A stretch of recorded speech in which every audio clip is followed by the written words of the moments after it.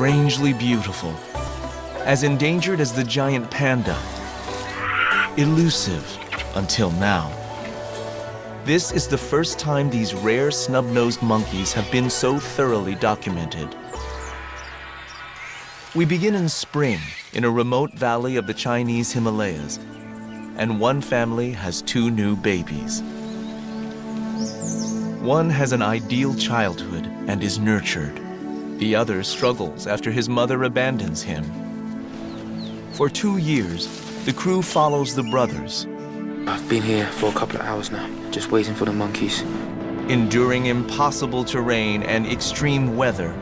Now we're up at the top of the mountain, 4,200 meters up.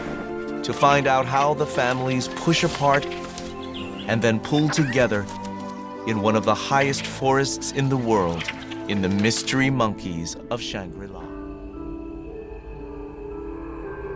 Hidden in the Himalayas in China are the Snow Mountains.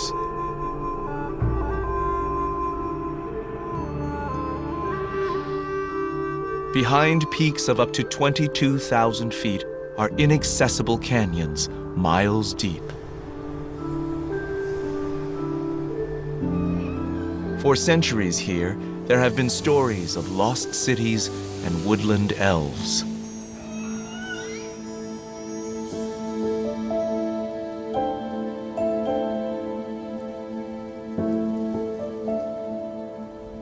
The northeast corner of Yunnan province is cut off from the world by its formidable geography. Here, the eastern end of the Himalayas is sliced through by huge rivers. The Nujiang, the Mekong, and the Yangtze form 1,000 square miles of isolated mountains and forests.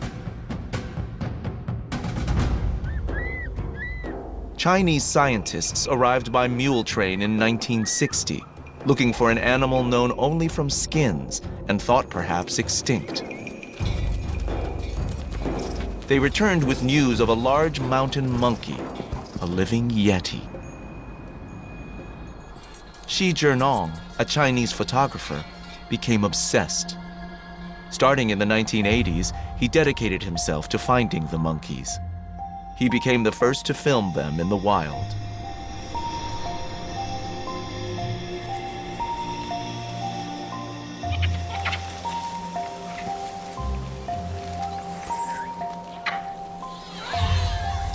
There are only a few thousand Yunnan snub-nosed monkeys. They are gentle, with odd-looking noses and prominent forelocks.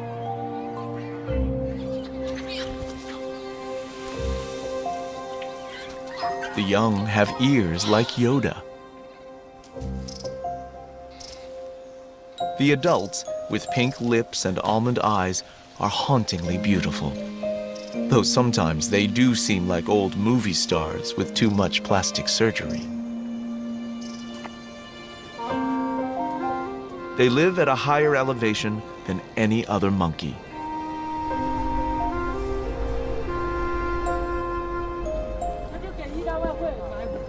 It's 30 years later, and Shi Zhenong has hired a new team.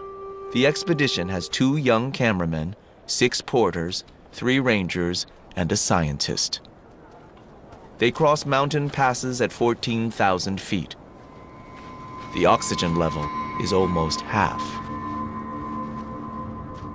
Cameraman Jackie Poon finds it tough. Now we're up at the top of the mountain, 4,200 meters up. And it's snowy plus hailing. Try to get a breath and see the screen is not easy.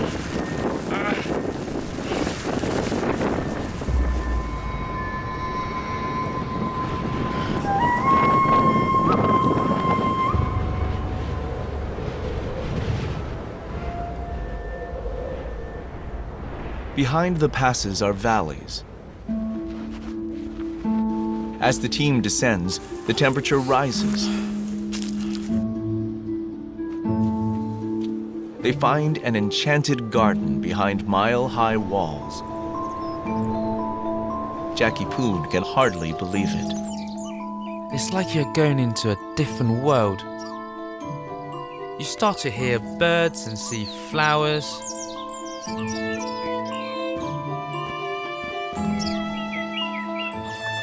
It's magical.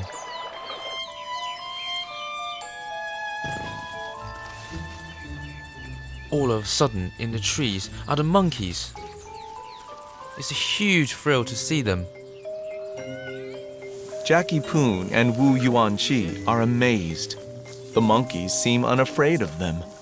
These monkeys are unique because they're not too bothered by people. But they're still wild animals, so you can't tell them what to do, you can't control them. So you feel so very, very privileged. Very privileged. Shi Zhenong's ambition is to make a film following individual monkeys for 2 years.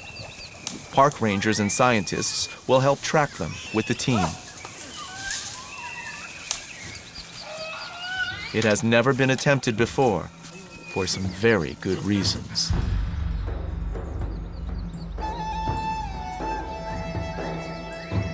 Covering impossible terrain are the last remaining troops of Yunnan's snub-nosed monkeys in the world.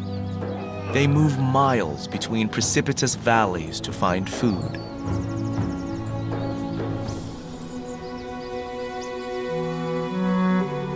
One smaller troop is easier to follow. There are 8 families in this troop, each with a male and several females and their young. By March, after months of waiting, the team sees one of the 8 families with a newborn.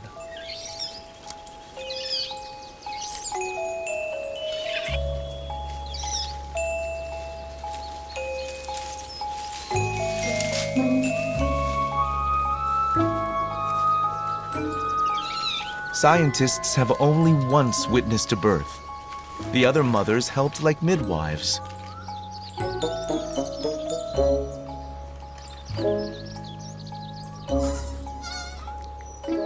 The new baby is not alone.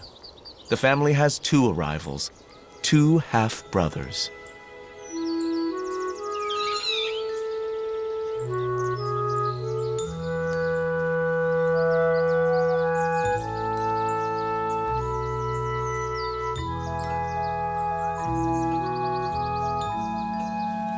The mothers have just 1 baby each every 2 or 3 years. It's too harsh here to support more. The other mothers and the father need to help. In a family of 6 adults, these 2 half-brothers should both be well looked after. But cameraman Jackie Poon notices one is neglected. Each mother treats her babies very differently. One is great and one is really hopeless. She keeps leaving her baby behind. Maybe she's inexperienced. I don't know. It's like she can't really believe that she's a mother now.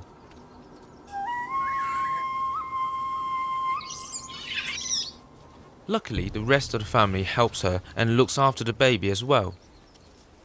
The other mothers even provide milk.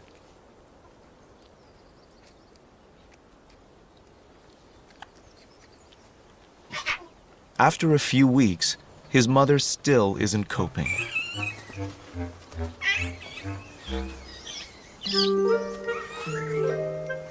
While the other baby is protected and indulged, he's raised haphazardly by the whole family. The baby is passed around so much, from one aunt to another, to the children. We call it the pass-the-parcel baby. Neglected babies usually suffer permanent psychological damage compared to those loved and cared for.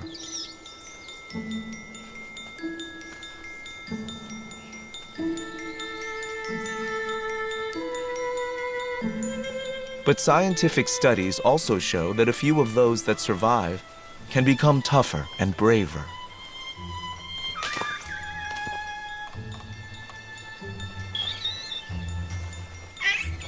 When everyone is tired of him, he's dumped on Dad. It's unusual in monkeys for the father to be the helpful family type. They seem to have a very special bond. He looks after him and grooms him most of the time, while his mother is out looking for food. After observing and filming, we really want to know what happens to these two half-brothers. It's hard enough finding a monkey troop at all, let alone following one family. But it is really worth it, because of the potential story for each individual that no one has ever seen before.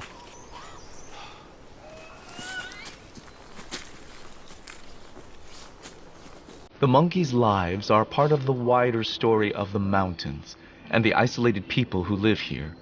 The whole area has hardly been filmed.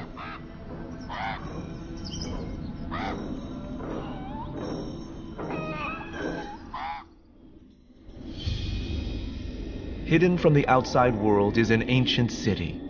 It's called Shangri-La, named after a famous mythical paradise.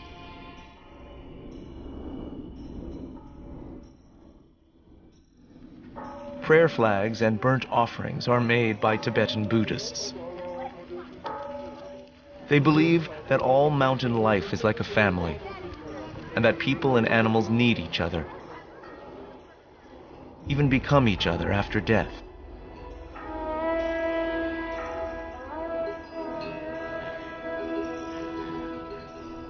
In spring, monks from the nearby monastery lead the village yaks up toward the monkeys' forests.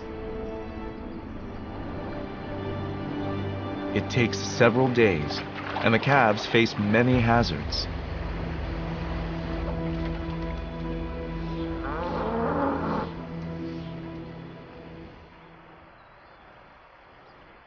They are heading for mountain meadows. The monks will live at 13,000 feet for a few months in some of the highest human homes on Earth.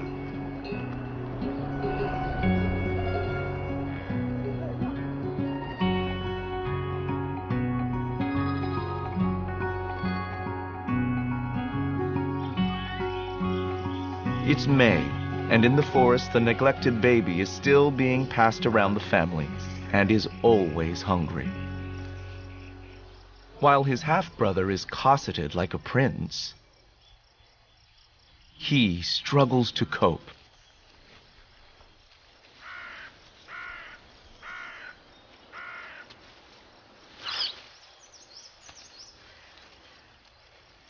Scientists call determination like this stress-inoculated resilience. One gets everything he needs, except freedom. For the other, neglect becomes a new adventure.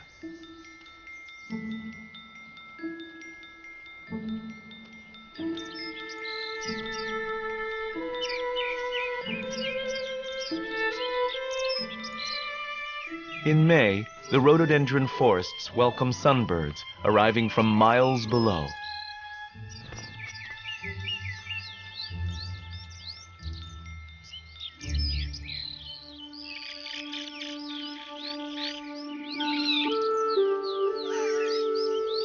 Scarlet minivets make lichen nests lined with monkey fur.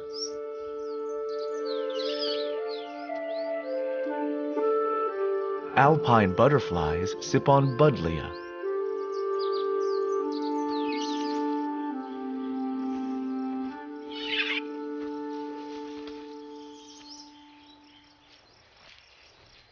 The little adventurer ends up again with his Zen-like father. These family monkeys are exceptional in the time that they give to each other.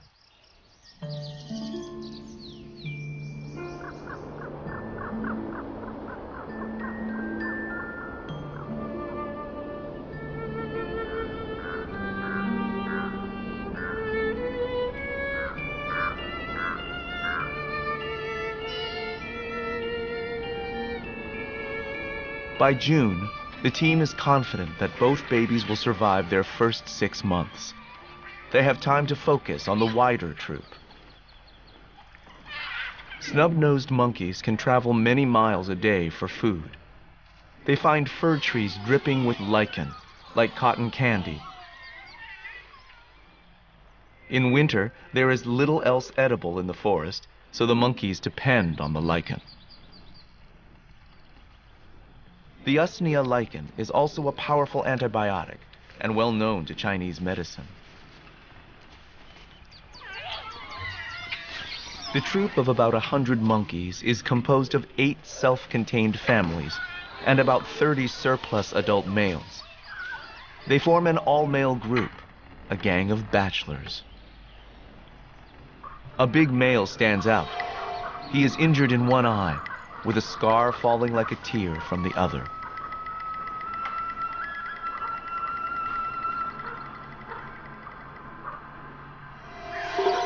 Everyone seems just a little afraid of him. He's the Pirate King, and his crew act as lookouts.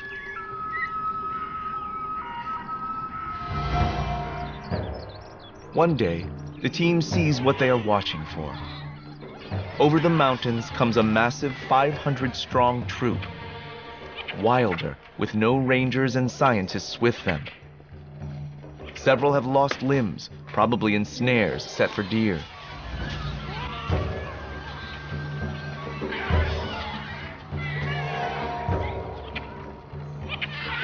When most monkey troops meet, it's very violent. Outnumbered by 5 to 1, our group hasn't a chance in a fight. They move to the ground, where they're faster. A few males discreetly swap sides. The younger females eye the neighbors with interest. Despite the tension, this isn't a battle. The troops mix, displaying. This is more social, like a recruitment drive, with some speed dating.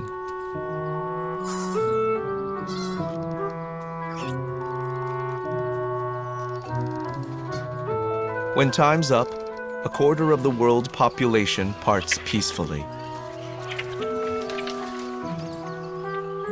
Their gentleness is a scientific puzzle. Lichen is everywhere, so maybe not worth fighting over. Yet a wild bamboo grove is well worth defending.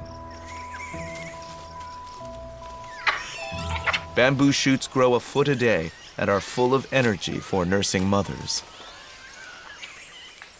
The monkeys look like little Buddhas sometimes, but to the team, it is more their gentle generosity that links the monkeys and the local monks. Yunnan snub-nosed monkeys are as rare as giant pandas, which may have once come up here in summer, but are now long gone from these mountains. After a morning's foraging, the afternoon is for grooming and snoozing. The little prince has had his milk. His neglected half-brother is kept alive by the whole family, but he doesn't get as much to eat. He often forages on his own.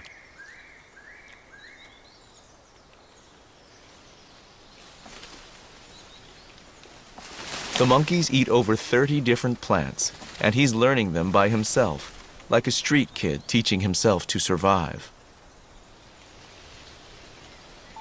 While the mothers nod off, the cosseted prince makes a bid for freedom. The two half-brothers play. Their games include hide-and-seek and ambushing each other, and showing off their gymnastics, and making sure no one else gets any rest.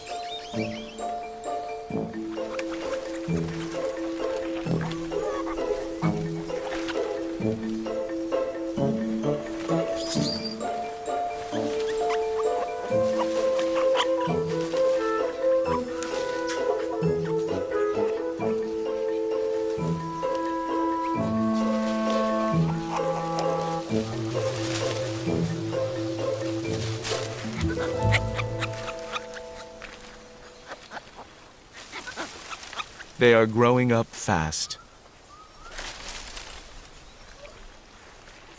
Jackie Poon sees more new behavior all the time. Sometimes in the afternoon, after snoozing, the younger monkeys will go with a group of adults, particularly from the all-male group, to go and explore the forest. It's like a school, really. They watch each other and learn. This temperate forest is one of the botanically richest in the world, with thousands of species. This is a UN World Heritage Site for biodiversity. Young snub-nosed monkeys learn to hunt for unique beetles and spiders. Childhood here is drawn out over 5 years. Some of these pupils are in their 3rd or 4th year.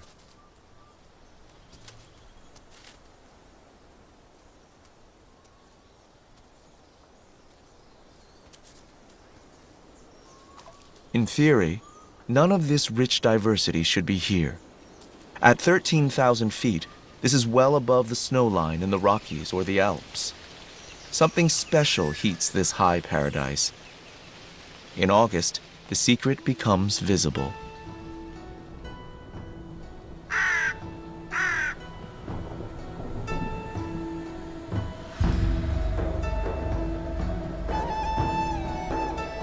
Warmth flows up from the jungles below, thanks to a quirk of geography. Rivers, including the Yangtze and the Mekong, have cut valleys deeper than the Grand Canyon. Air funnels from Borneo and India, as through central heating pipes. Below the Himalayas, a few hundred Asian elephants live in Yunnan's river valleys. These Chinese survivors drink snowmelt from the forested peaks above.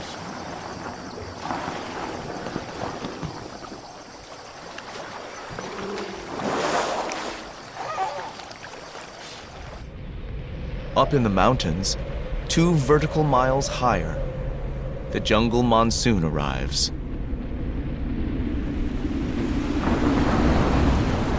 High on the slopes, it drenches the monkeys and the filming crew. It feels good coming out here, even when it's raining, pouring down rain, right? We film after about an hour, we have to take our clothes off and start putting on the camera, just in case the camera gets wet. Long term out there, it does get you, make you a bit crazy, I guess.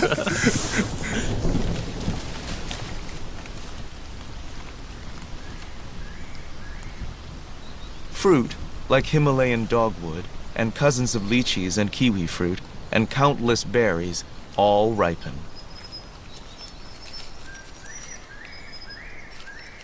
It's the last chance to fill up, before the leaves turn. The 2 brothers, now 6 months old, are best friends, but their world is changing fast.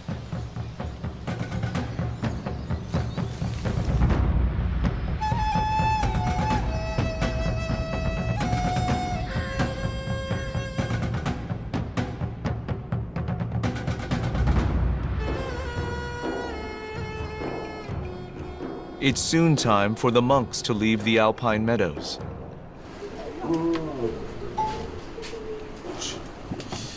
With help from their neighbors, they are making yak butter, churning and cooking. It's used to add to tea and enjoyed by the filming crew. They kind of turn it into this frothy tea. It almost tastes like the English tea, but salty with more fat. It warms you up very quickly, and after a while it even tastes amazing. After it's churned and cooked, yak butter is set and shaped. A summer's milk fat will be carried down to the villages, with some left for the team to keep them going through the winter.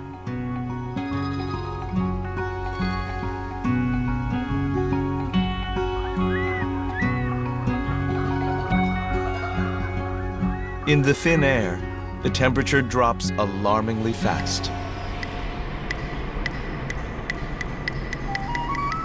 The filming expedition will follow the family despite the increasing cold. The rangers and scientists camp wherever the monkeys lead them. Finding a monk's hut is a rare luxury. What a long hike today. It's been...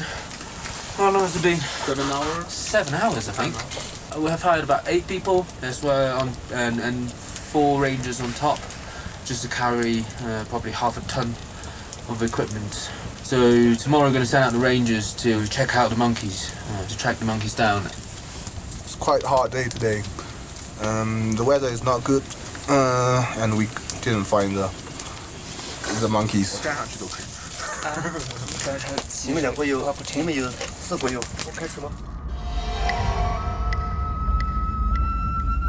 At dawn, they set off to continue the search. The rangers use ridges to look for the troop. Just this morning, coming up, I was in the front with the rangers. They spotted something, so we come up here to the open area to check out this area. And we found some movements, and we are thinking it's monkeys. So we pretty much ran over here. You know, it couldn't be anything else ruffling around the trees. So, quite lucky. It is cold and windy up here. And these monkeys are certainly more tough than us. By mid-September, autumn's chill has reached the forest. The two half-brothers will face their first winter together in the warm arms of the family.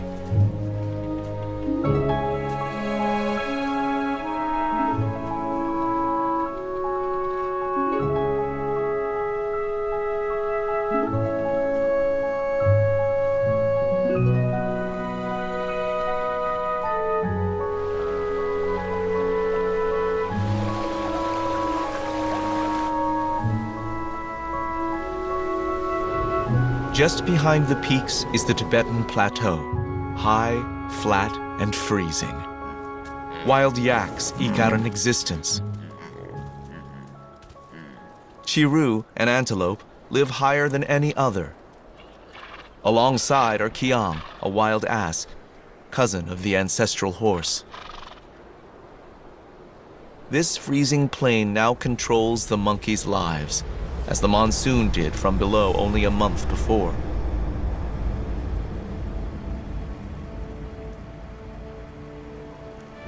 Maybe once they could head down to the tropics, but rivers and cities have cut them off, and now they depend on lichen that only grows above 10,000 feet. They are trapped, and when they are thirsty, there is only snow.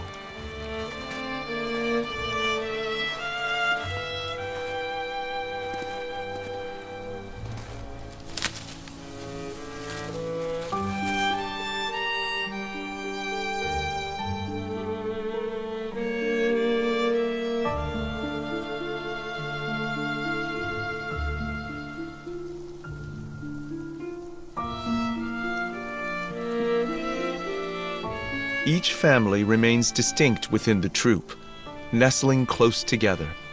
The prince and his half-brother are at the heart of the huddle. There are dangers here, much worse than the cold. The all-male group is restless. The leaders would like to have wives and children to keep them warm and plan a midwinter rebellion. The violence, when it comes over 2 nights in January, is all the more shocking from these gentle monkeys. The battle-scarred bachelor king leads a rare attack on our family in order to steal the females.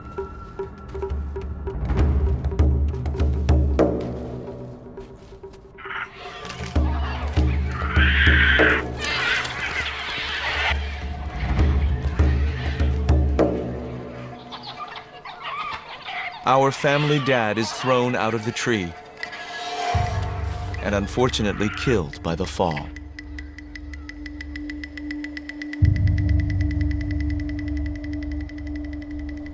The scientists found his body a few days later.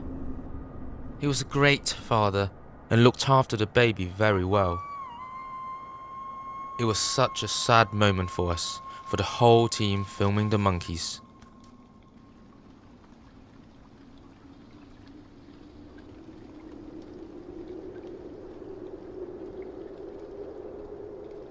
The team finds the half-brother alone. The other mothers are with a new male, a sidekick of the pirate king. The little prince is in there, being comforted. But his mother has probably gone off with another male, leaving her baby behind. He's truly an orphan now, and the new male wants no part of him.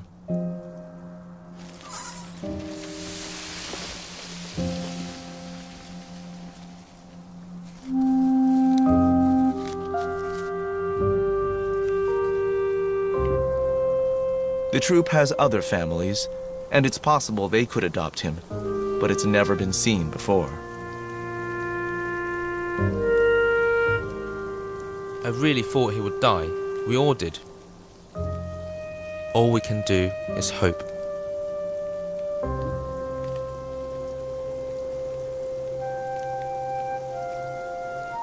When things seem at their worst, life sometimes surprises you. He rallies and follows some birds to collect berries.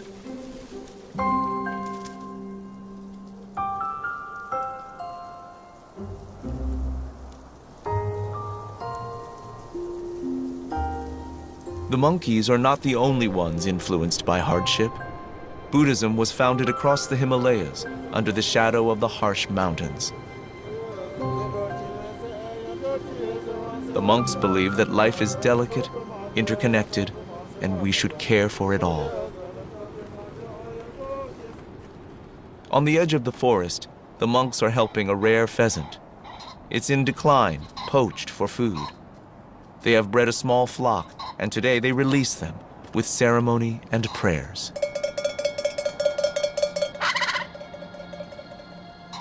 Tea is poured over a statue that looks a little like a baby monkey.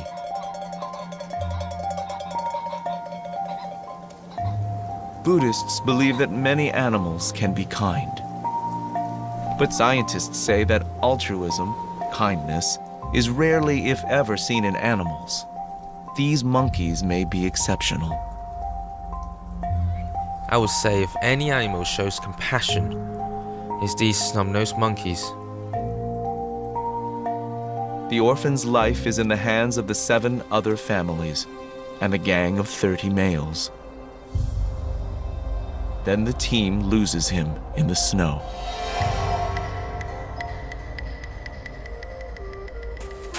Finding the orphan was really hard, even with 4 rangers who knew most of the monkeys by sight.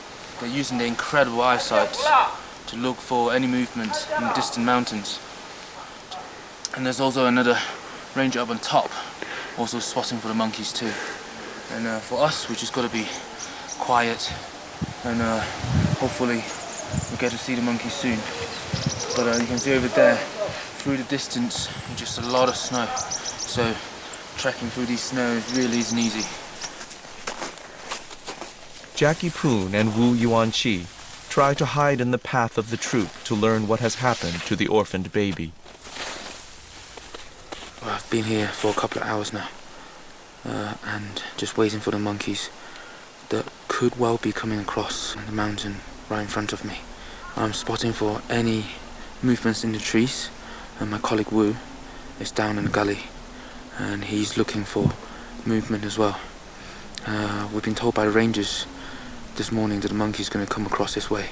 If they come into this valley, I'm pretty sure we'll get them, either one of us. So just trying to be patient.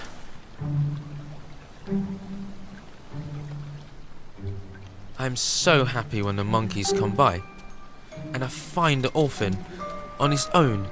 He's still alive.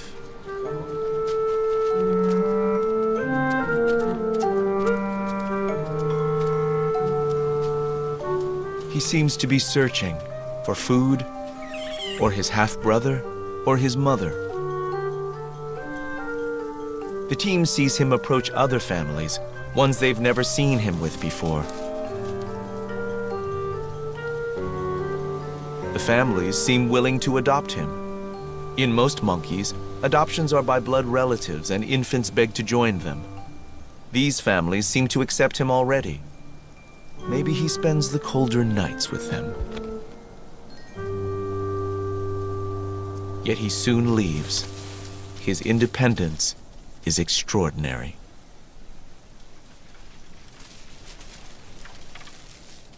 He finds himself in the bachelor group.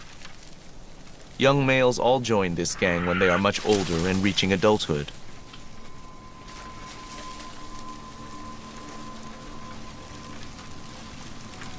The bachelors can be dangerous, particularly the battle-scarred king. The scientists know he led the fatal midwinter attack.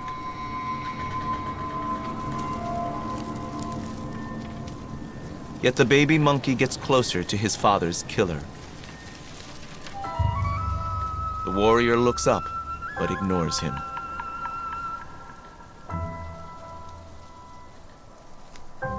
Through March and April, the team are able to stay with the solitary juvenile more easily. I'm filming one day when an abandoned orphan spots his mother. It's the first time as far as I know.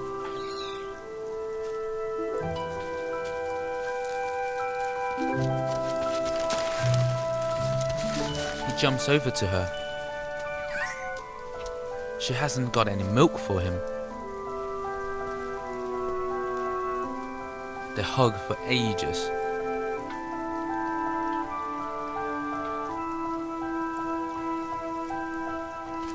Then her new family moves on, and she has to follow.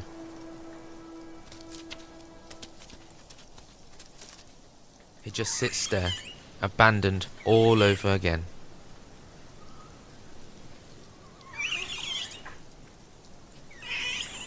Then suddenly, the big male, and probably one of his father's killers, come over and sit next to him.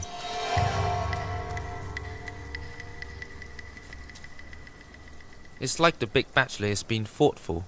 He offers comfort and friendship. That was the moment I thought, whoa, these monkeys are not like animals at all. To the team, it's a turning point. The abandoned baby has some surprising friends. They're unlikely to be close relatives. And there's not much a one-year-old can offer in return, yet for the moment the big bachelors seem protective. Until one day, the scar-faced leader chooses a tree that makes it impossible for the little one to follow.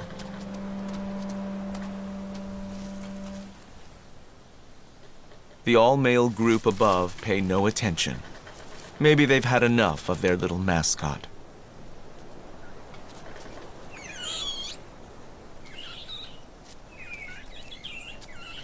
The pirate king guards the trunk.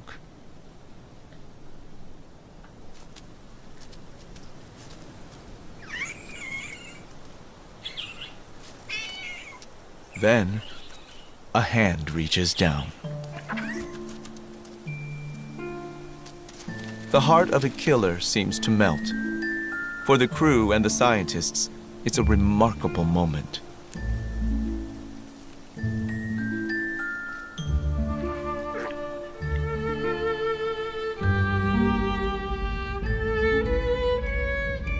Spring finally returns again in May. The monks and their yaks have returned to the high meadows. It's a disappearing world of milking, churning, and cooking. Neighbors discuss how the monks and monkeys can be part of a modern China while drinking tea enriched with yak butter.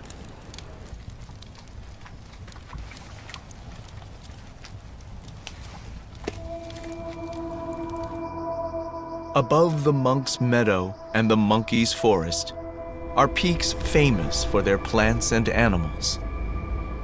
There are Himalayan blue poppies and snow lotuses, a plant with fur that's visited by hairy mountain bees. There's even a Parnassius butterfly that walks between flowers to stay out of the wind.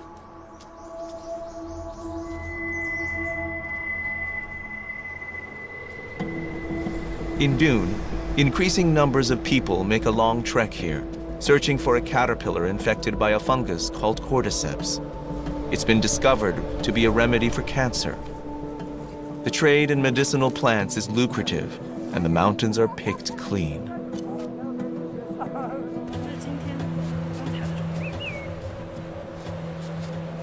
Little seems sacred to the visitors from the cities below.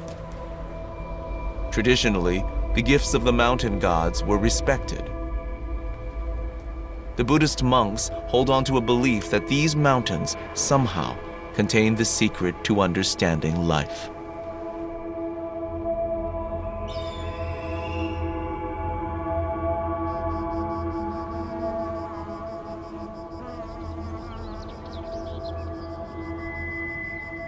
In a rhododendron glade at 13,000 feet, our lone youngster dines on flowers.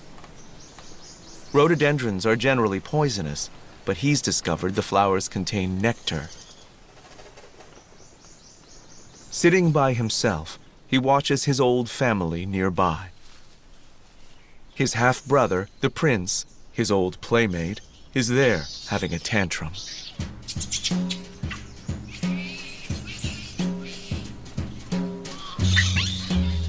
He's being weaned. His mother wants to stop his milk. He's furious.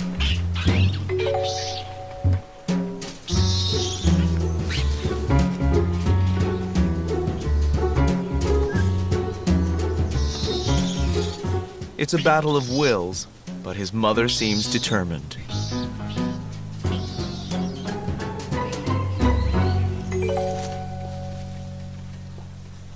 Eventually, the spoiled prince gives up and notices his half-brother. Cameraman Jackie Poon holds his breath. It's the first time this year I've seen them playing together. It's amazing.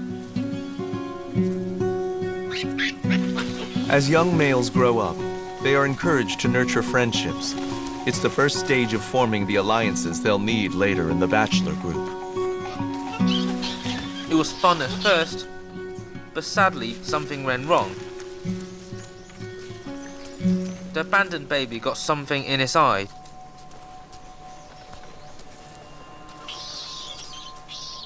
He was blinded temporarily, and his playmate ran straight back to his family.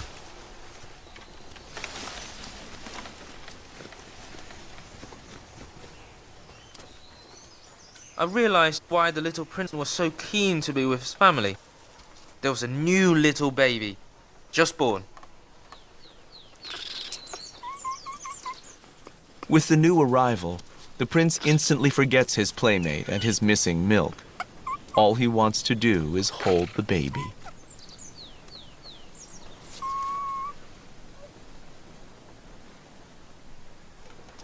Over the next few days, he pesters and waits for his chance. Then, one wet afternoon, he gets it.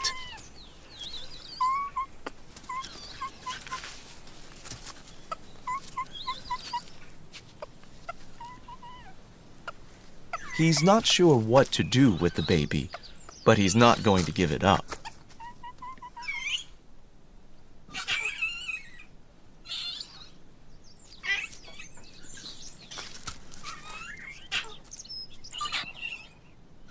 The newborn's hard to manage, more than he can handle.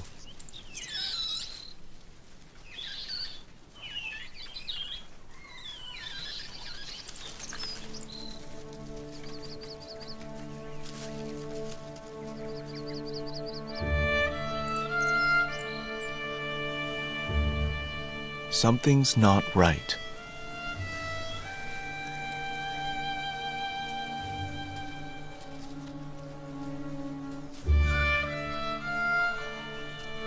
Panic seems to sweep over the mothers.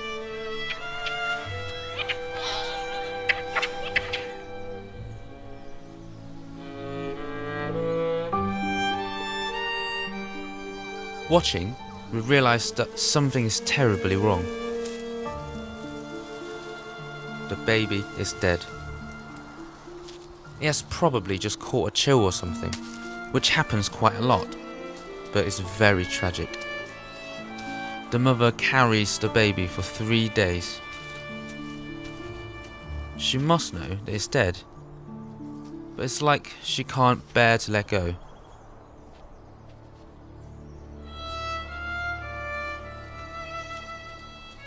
She finally lays it in the leaves on the forest floor.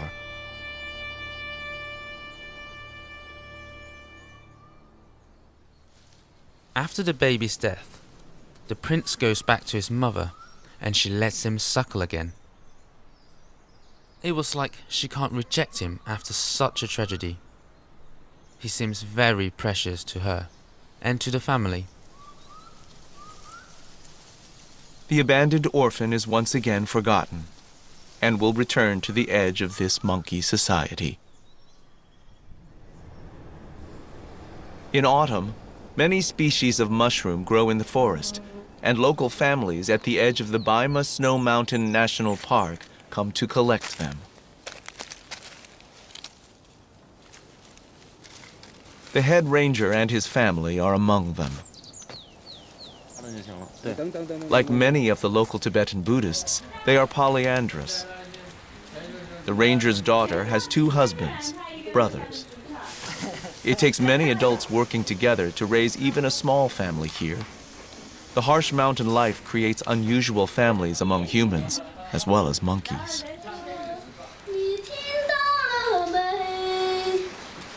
Traditional entertainment competes with television these days. On TV are the hidden forests and monkeys, famous in China, and Xi Jinping's campaign to take on developers and create the reserve. The commentary tells of the forest elves that are fearful and have nowhere to go.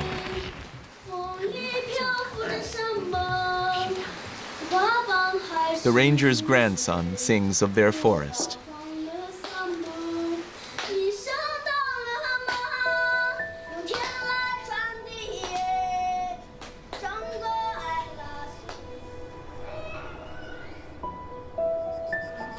In summer, the meadows are full of flowers.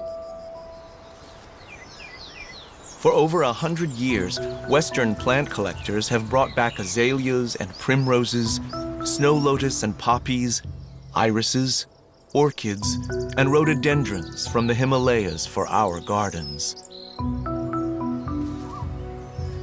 At the edge of the meadow, the outcast watches.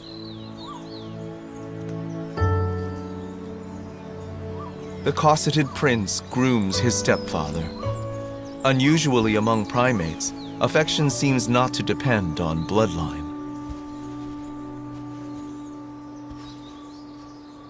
The forgotten friend sees the little prince move to his mother for milk. But she refuses. Once more, he is furious. His dance of frustration is ignored by all, except the little orphan, his half-brother. Everyone else just wants to snooze.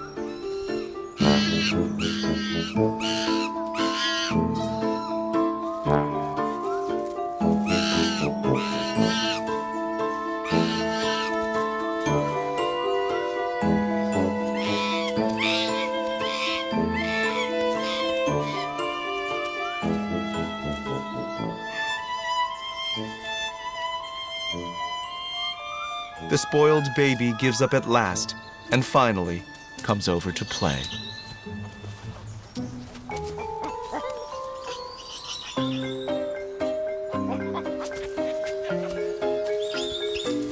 The 2 half-brothers tussle together, rediscovering a friendship.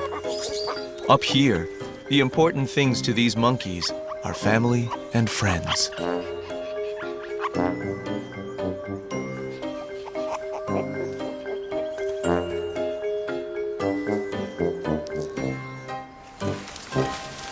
They return to the trees to play there.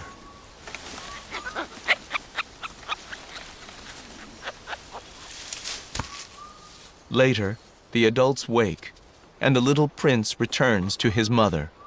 She still refuses him milk.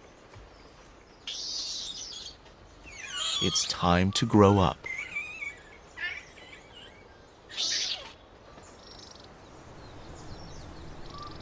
From that moment, the 2 half-brothers are inseparable. I knew that was it, almost the end of the story. Except one day, the scar-faced leader of the Bachelors barks angrily at them.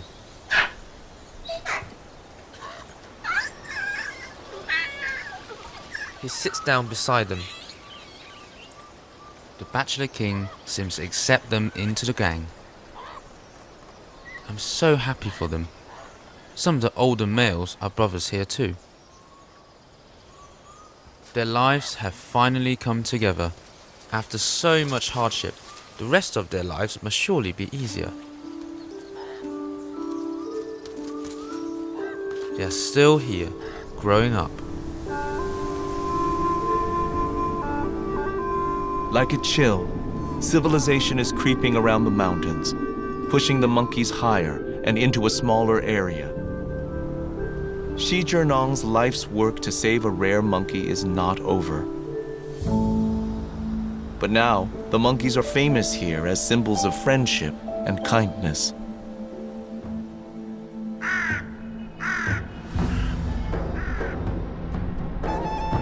Everyone knows of China's rapid growth, but it's not the whole story. What I want to tell people internationally is to let them know that we are doing something here. You know, we're doing good things here, and you know, we're trying to make a difference. I think that's probably the most important for me.